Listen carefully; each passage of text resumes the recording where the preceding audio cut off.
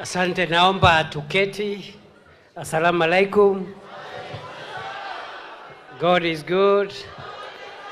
And God is and all the time.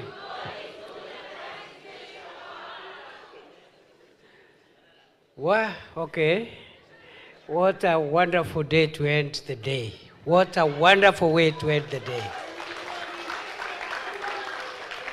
Sasa Waziri Joe hakuwa amenitayarisha, ndio umeona nimezubaa kidogo hapa, sikuwa ninajua nitacheza. But next time I will be more prepared. So naomba msamaha, next time I will be more prepared, I will dance properly. Leo tumezunguka, tulianza asubuhi kule Nairobi, pia tukaenda kule Trans Nzoia at the Kenya-Uganda border, tukarudi Kwale, sasa tuko Mombasa. Tunashukuru Mungu kwa nchi yetu nzuri.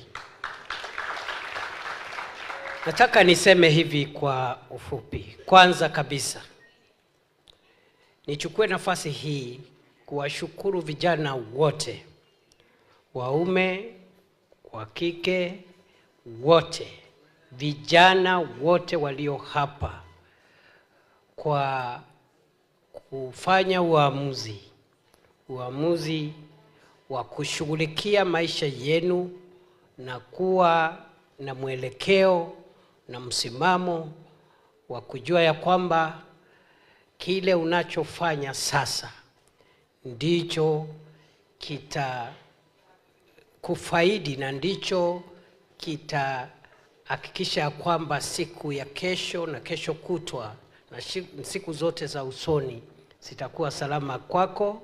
Ukiwa kijana leo, ndio ukuwe mtu mzima kesho, ukuwe mzazi kesho, na pia upate wajukuu. What you're doing today is what will impact on what will happen to you tomorrow as you look forward to establishing families and also going into the future. Nataka niwashukuru sana. I am so impressed. I cannot express the kind of gratitude and joy and fulfillment that I have after listening to the young people, some of whom who have spoken here and the others who spoke during the presentation up in the boardroom. Ya pili, nichukue nafasi hii kumshukuru sana ndugu yetu Mohamud Nur.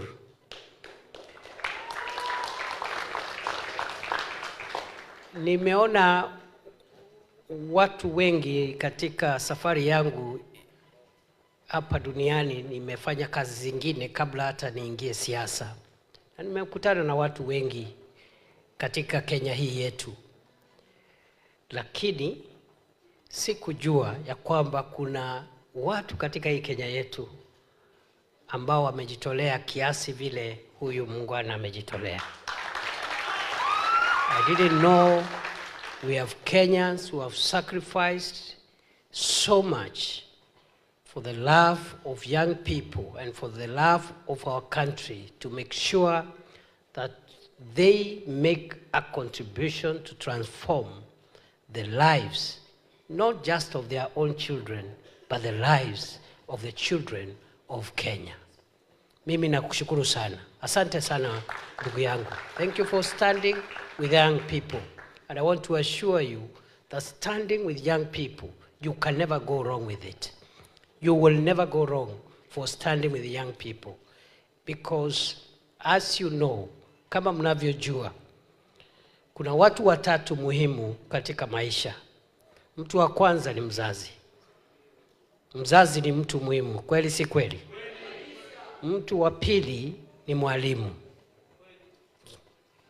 Na mtu wa tatu ni mtu wa Mungu. Those three people are very important. And the three,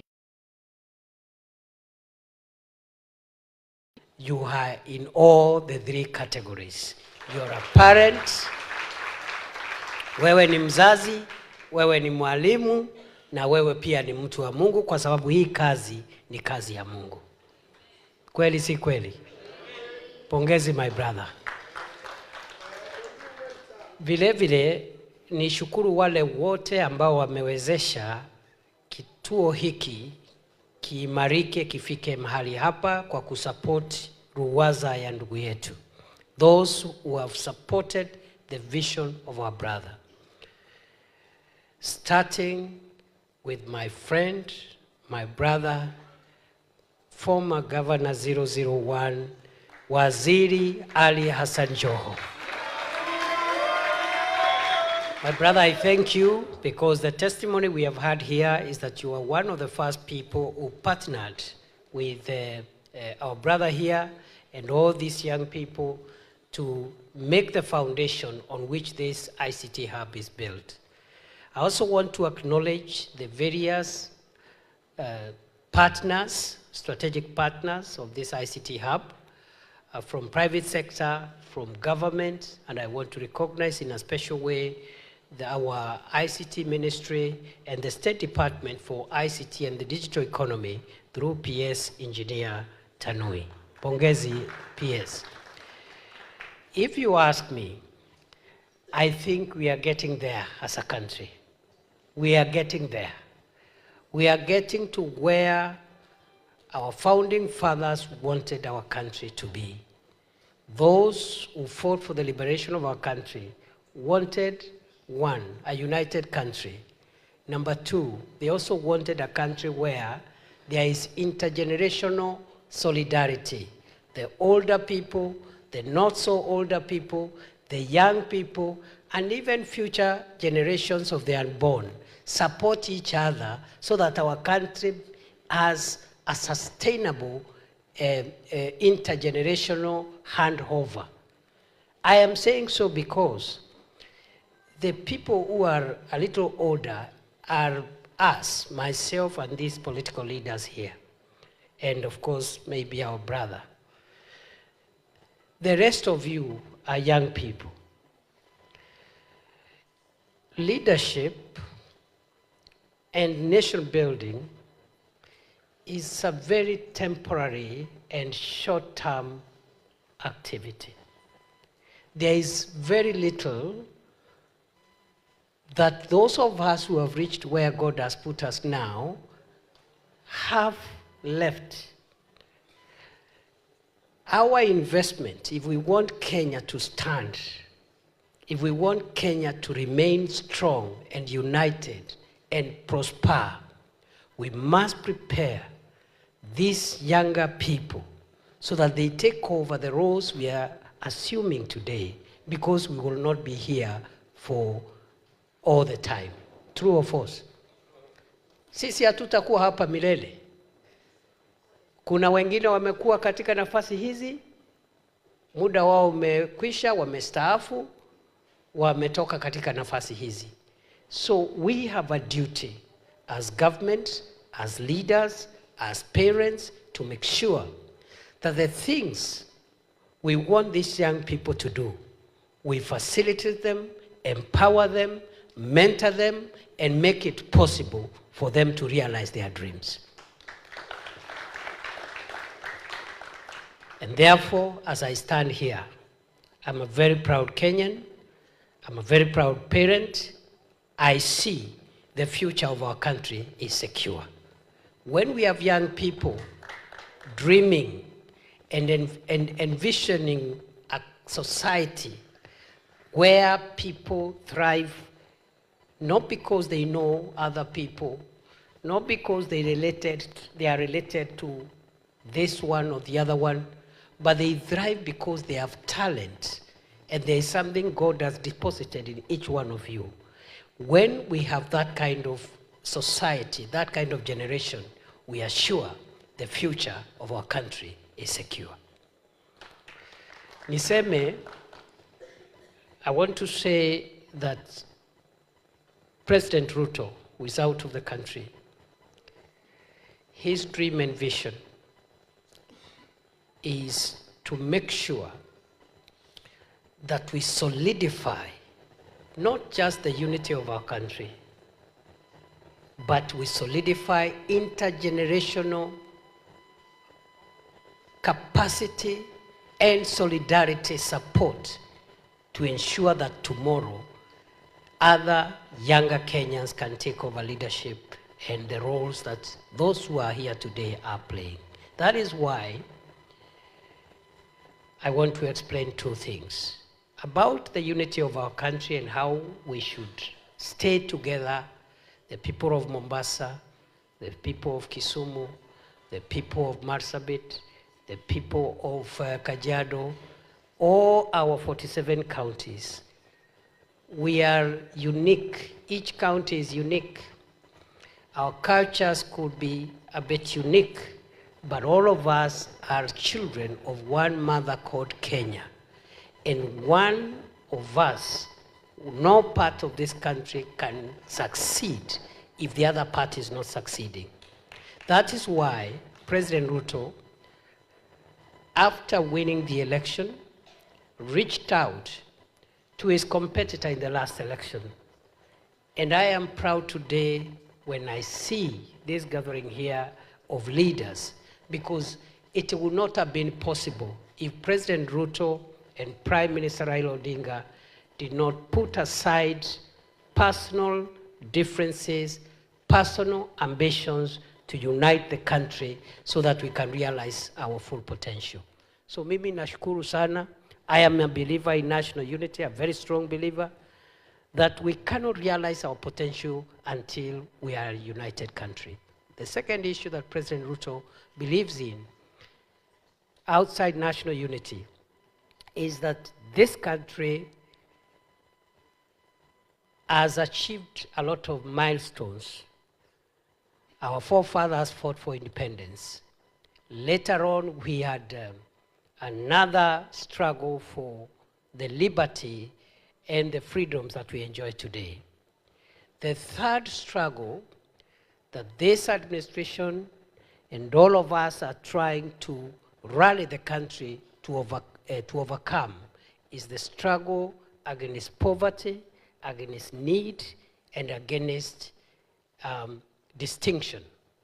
And therefore, today, the Kenya Kwanza administration program, which now we are implementing under the broad-based administration of William Ruto, it puts empowerment of young people, the transformation of the country, and the economic well-being of the people at the forefront of our plans, policies, programs, and projects. That is why we believe that we will lift Kenya, every part of Kenya, by transforming the value chains that are available in the different regions. And for the people of Mombasa, God placed the ocean next to you for a purpose. And therefore, the greatest resource we have as the people of Mombasa, the people of the coast, and Kenyans generally, because of our shared heritage, is the blue economy. We want to transform the blue economy, as Waziri has said. And today, the minister who is in charge of all the blue economy resources of Kenya, mining, maritime affairs, is none other than our son, our brother, Ali Hassan Joho. I see no reason why, going forward, this blue economy value chain should not be able to transform the well-being of the people of Mombasa. And you know, Minister Joho, we will support you. The President will support you. We will all support you. All of us in cabinet, the PSs, all of us will work with you to make sure that this blue economy value chain is able to be transformed. Our target is to increase the contribution of fisheries and the blue economy resources to the GDP, to move it from the current 37 billion per year to make it to 80 billion by next year, and 2027 to push it to 150 billion. The full potential of the value chain is actually 300 billion. The things we are investing in, fishing, fish landing sites, fish factories, and all the other interventions we are doing are to make sure that This blue economy supports the people of Mombasa and the people of Coast Province. Then, job creation. For us to transform Kenya, we must enhance livelihoods and enable the people of Kenya, especially young people, to have jobs and income opportunities. And I carefully say jobs and income opportunities, because not everybody is even interested in getting employed. Some want to be employed. There are others who are looking for income opportunities so that they can employ other people. And this is the group that I see here, basically. I want to commit that this government will go out of its way. This administration will work so hard to actualize the programs and plans we have to create jobs. Right now, we are creating jobs under 3 pillars. Ya kwanza ni kazi kwa ground. Kazi kwa ground ni kutafutia vijana wetu kazi katika nafasi zote zile zinapatikana. Wale wamesoma tunawaajiri katika idara mbalimbali za umma. As we speak, we are employing teachers, for example, those young people who have teaching qualifications. Out of the 20,000 teachers we are employing at the moment, as we speak, 477 are from Mombasa County. We have other employment opportunities in the national government, in county governments. We have employment opportunities through the affordable housing program, where we are providing job opportunities. We have other job opportunities in the private sector through government facilitation and interventions. But not every young person will get a job under the Kazi Kwa Ground program. So we have another program. It is called the Labor Mobility Program, ama ukipenda Kazi Maju. Kazi Maju is a program to assist as many Kenyan young people as possible who have skills and talents and qualifications and are looking for jobs, to get those jobs anywhere in the world, facilitated by the government of Kenya. We have offers in the Middle East. We have offers in Europe, in Germany and other places. That program has started taking off recently because we needed time to organize the bilateral labor agreements. And those who are going to work abroad, we are not sending them away. We are not exporting our young people. It is labor mobility. The same way somebody can be born in Mombasa, but they work in Nairobi. They have not left Mombasa. They are working in Nairobi every 2 weeks or at the end of the month. If they wish, they can always visit Mombasa, isn't it?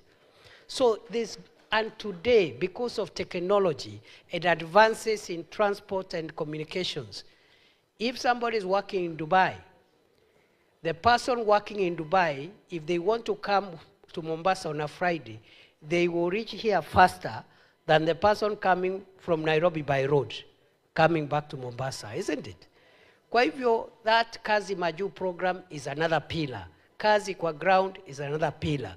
The third pillar is Kazi Mtandaoni, which is where many of you are featuring. Kazi Mtandaoni means there are jobs in the digital space. Some of you have spoken here with your stories about how you found opportunities as online data analysts. One of the speakers here said so. They found an opportunity as an online data analyst, and they are looking for support so that they graduate into being online data scientists. Others are content creators. Others are involved in business process outsourcing. Others are app developers. Those are jobs. But also, these jobs are coming with business opportunities, and that's what I've seen here from the Swahili ICT Hub. Business opportunities to grow your businesses. And I'm so moved by some of the impact stories I've had here. Therefore, going forward, we are going to take Swahili Port Hub as the model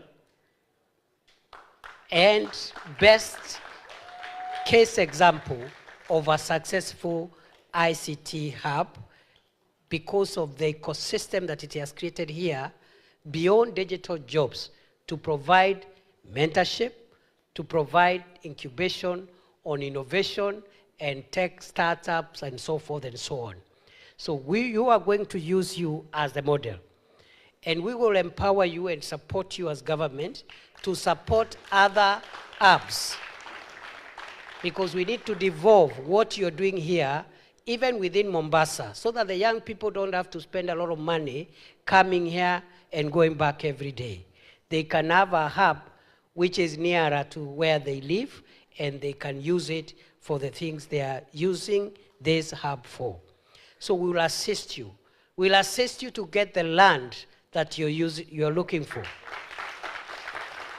You have said you're looking for 20 acres. I want to assure you on behalf of government, we will look and get and provide the 20 acres. So I want to ask you will work with the PS ICT, and if you need any further support, Waziri is there, but you work with the PS ICT. We will consult all of us, including our brother Waziri Joho.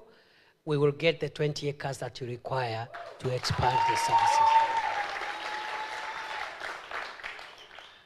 I also want to commit that any other support that you require, please let us know what it is, because when I listened to your testimony, your own testimony, you are very particular about what every person has done to support you. And I realize you did not mention me because I have not supported you so far. So I hope by the time I come back here again, because I really want to come back, you will also testify that I have also done something to support this facility. The other thing government is going to do is that we are going to roll out the establishment of 1,450 ICT hubs across Kenya, one in every ward. One in every ward in the Republic of Kenya. We have had difficulties in rolling out that program. Some of them have begun, including those that we have established in TVET institutions. Around 272 hubs are operational, but we want to make sure that each constituency, working with members of parliament, in each constituency, every ward in Kenya has an ICT hub, which can be incubated by a bigger ICT hub, which is the model along the lines of what we have here. So we can have maybe in a county or a constituency, one model one and one others which will, lower one, which will be mentored by the model as ICT Hub Center. So we are rolling out that program. I think the first 100 will be launched as soon as I get back to Nairobi. I have already convened all the ministries, departments, and agencies, as I was directed by the president, to make sure that the first 100 out of the 1,450 in the ward level, they start getting set up so that in the next few months they can add to the already existing 272 hubs which are already operational. So going forward, we hope by 2027 we'll have reached that target, and the opportunities are immense. The opportunities are immense. And this is a testament that young people can power the country's future. I don't know of a nation that has been changed by old people. All the best ideas even the great scientists who invented some of the most consequential scientific inventions, they did so in the years of their youth. And therefore, what the youth of Kenya require is mentorship, support, and encouragement. And they will change Kenya. But as I end, I want to give you a simple fatherly advice. Just fatherly advice. Because the potential is there. The hardware that will help you succeed is there. You have everything that you need. However, as a younger person,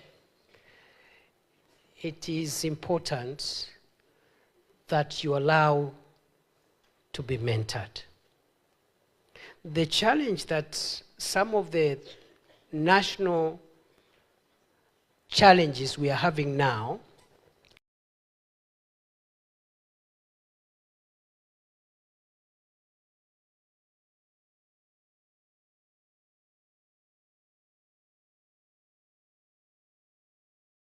anybody, because they think they know it all and everybody else doesn't know anything. And you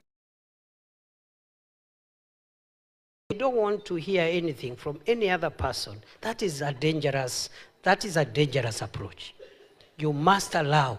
It doesn't matter how powerful you are. It doesn't matter how gifted you are, how talented you are. You must allow to be mentored. There is no shortcut. It is a principle of life.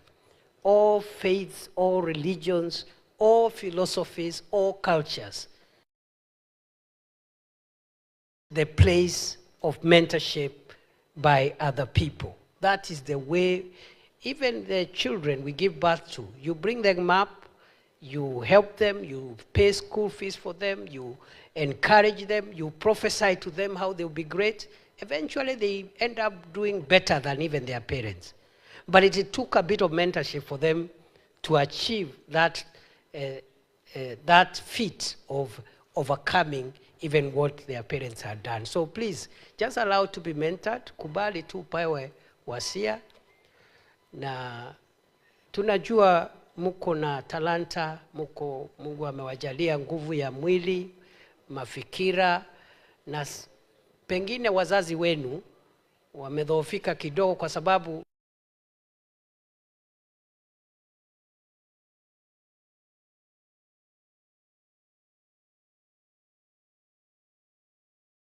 tunasema ya kwamba hata kama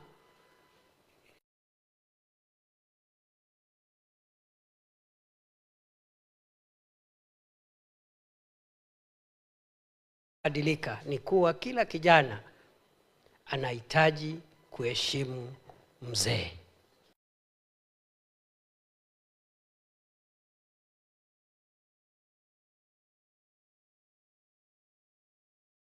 Jana wake.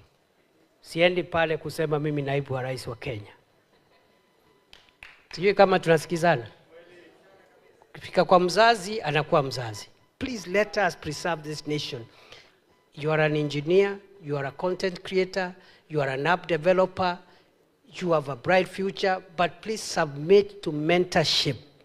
That is the only missing link to help you unleash your full potential. Mimi nimesema leo niongee hii.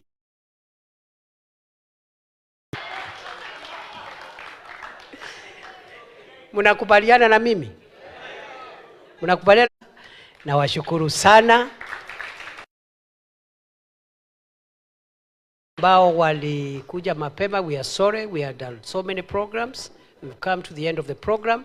So my brother, you will speak to PS. Then let me know all the support issues that you require from us, including the land issue. But also, I am tempted to also do a few other things. But sit down with the PS first, and then ukibaki utaambia hawa vile nimedecide. Because nimesikia some of the testimonies here. These young people need a little support. You need a few more partners.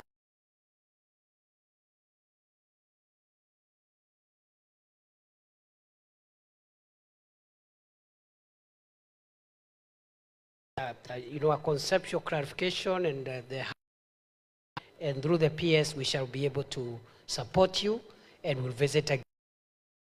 Mwisho kabisa kwa sababu sisi tunaondoka, my brother Waziri Joe, unajua yeye yako nyumbani, ako area. Of course tumetoka kazi, but he is lucky is still within home region, so he'll allow us maybe to proceed. Na yeye ndio atapanga, sijui atapanga vipi, kwa sababu pia kwa wale walikuja mapema tulikuwa tumesema ya kwamba njia ya kusema pole ni kuwatakia kila laheri jioni kama hii. So I'm going to leave 500,000 ili mu.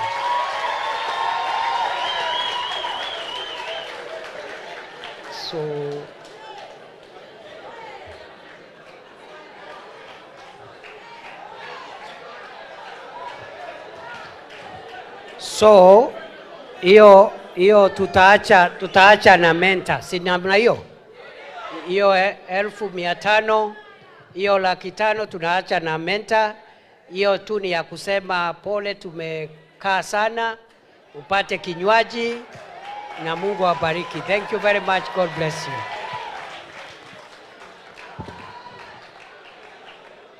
Your Excellency, please, if you'll allow a few pictures.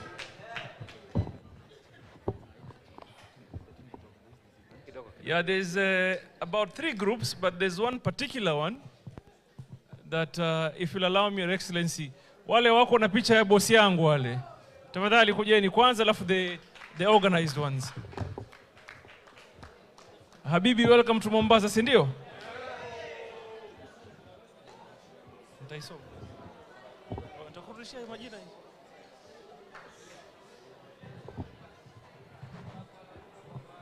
Wache wapige picha. Picture. Just a picture. Just a picture.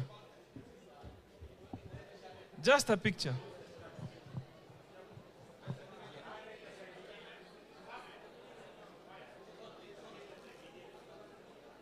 Just a picture.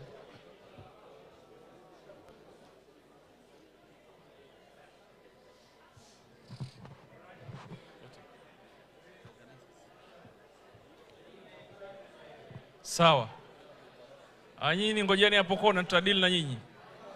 The team that organized this event, the team